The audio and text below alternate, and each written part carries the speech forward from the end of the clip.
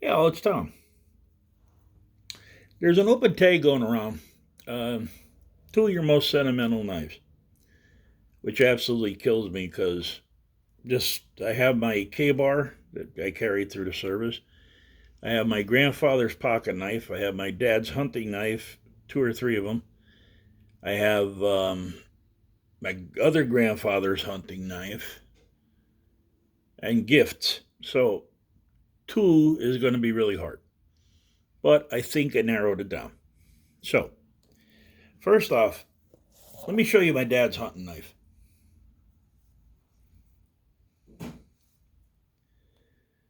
That's my dad's hunting knife. I've never cleaned it up because it came out of his pocket like that when he died. And I just left it like that. I always thought this was a Gerber LST, I think they're called. It's not, it's a charade. SP3 is the number on this. Now, he's done deer, squirrels, rabbits, pheasants, you name it. Besides, your normal outdoor chores. That knife. Let me show you how much this thing has been sharpened. You can see it there a little bit, but it sharpened so much it won't even go back down in the slot. This is some kind of a hard plastic handle. It's a lock back, and I remember when he got this, my sister got him a fishing pole. This was in the fishing pole. And he said to me, "That is a beautiful knife." It's like, "Dad, you know, I knew at the time I had bought him a jackknife, three-bladed jackknife Stockman that I think at that time in 1989, I got it for him for his birthday. I paid like 25 bucks then. So it was an expensive knife. I believe it was a Buck or a Gerber. But he had that in his drawer, never used it, still in a box. This is what he carried. He had a PAL 36 hunting knife. Well, his was a Remington Model 4, which the PAL is modeled off of. But he had that one. He had a little bone handle knife that I had bought him. All it says on there is Swede. SWEDE. Yeah. He had that one. He had, a multitude of knives. This is all that ever went with them. He went deer hunting one day. Got lost for a day and a half. Well, he didn't get lost. He just didn't come home till the next day. This is what he took with him. Stayed out in the woods, just him, the knife, and his shotgun all night long. Deer season was cold. That was my dad. So, the Schrade SP3, that was my dad's knife. That's why it's so sentimental to me. The other one I picked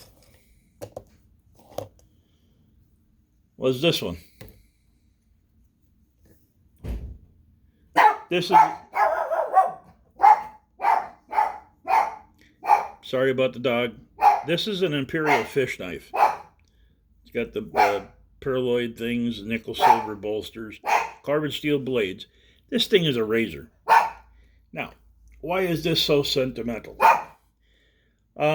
First knife I bought, was a Camp King. I had it one day and lost it. We were out squirrel hunting. I cleaned a squirrel with it, and I could not tell you what happened. To the best that I can figure, the rock that I was sitting on, I think it slid down the rock and into the stone wall behind us. That's the only thing I could figure because it just disappeared. So the following week, at that time I was like 12 years old, and I was picking night walkers or redworms and selling them for money. You could do that years ago with the bait shops that were around. And so the next week we went back to this bait shop, and I made my 20 bucks. And I said to the guy, "So what is that?" He said, "Oh, that's a fish knife."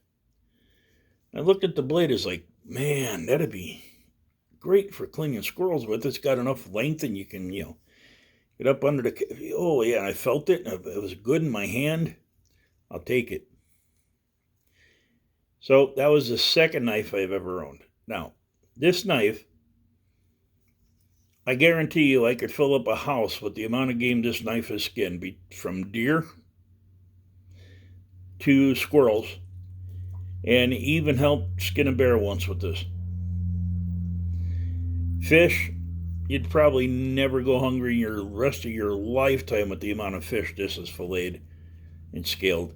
And at the time, everybody laughs about this now, but at the time, this bottle opener was really in use then because there was still machines where you go and you put 10 cents in the machine and they'd give you a bottle, an 8-ounce bottle of soda. Now, in today's supersized world with 20-ounce bottles of soda and, quarts of soda and stuff, that's what we had when we were kids. It was 10 cents, I believe, or a nickel, and you got an 8-ounce bottle of soda. And it came in a glass bottle. But some machines had the cap lifter on the machine. Some didn't. And some were busted because they were so well used.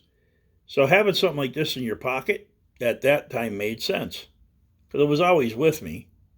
And I had a bottle opener, or a cap lifter, whatever you want to call them.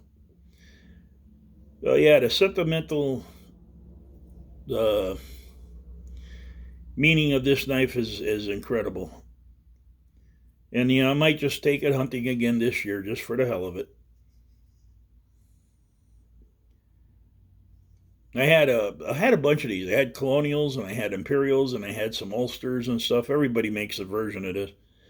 And boy, I'll tell you what, man, what a knife! I loved it. And it's still a razor. I mean, the knife is over 50 years old, 40 years old, damn near 50. Let's put it that way. But the knife is still, and I don't sharpen it because I don't use it. I don't even hone it. It just sits in my bag.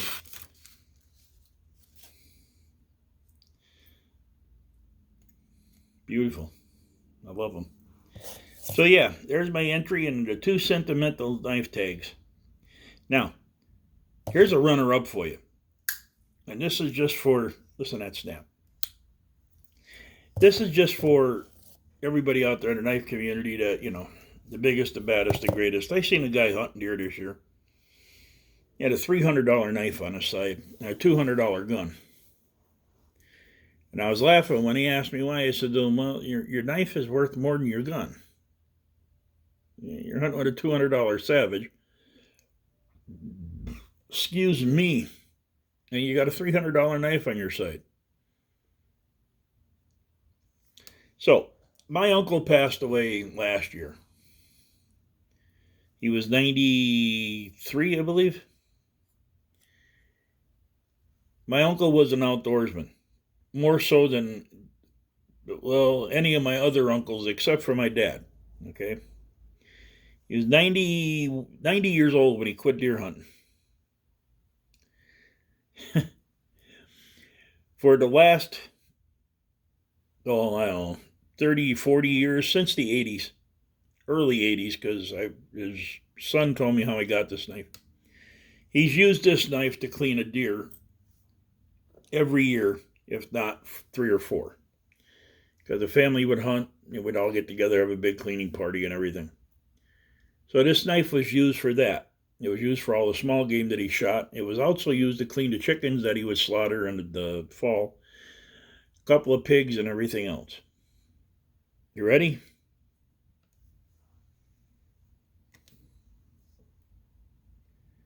Now, some of you not knowing, so that's a buck. No, it's not. This is a 1980s Pakistan buck topping. You used to be able to get these for like $2, $3.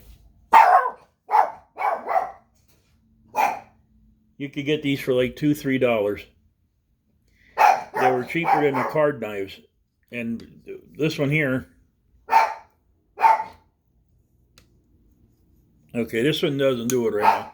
But the funny part about these, when you used to buy them, they'd be so gritty they'd squeak. You go.